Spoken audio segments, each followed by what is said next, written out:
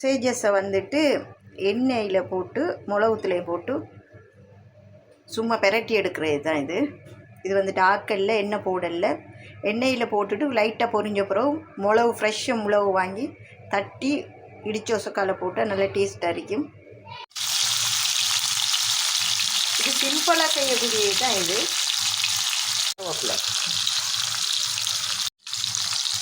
அளவுக்கு தான் மிளகு கொட்டை எடுத்திருக்கேன்.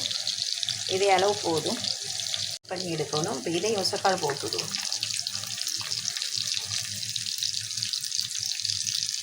கேஸில் ஆல்ரெடி உப்பு சப்பெல்லாம் போட்டு செஞ்சு தான் பேக் பண்ணுவாங்க. நான் கொஞ்சம் உப்பு போட்டேன், தேவைண்டா போடலாம், எல்லாத்தையும் வேணாம். வந்துட்டு சொசேஜஸ் ரெடியாக விட்டு இதே அளவு பொரிஞ்சால் போதும்.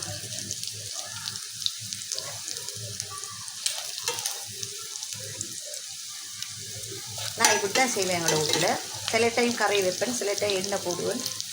இது வந்துட்டு சும்மா சிம்பிளாக செஞ்சு எடுத்தது தான் இது பிள்ளைகளுக்கு.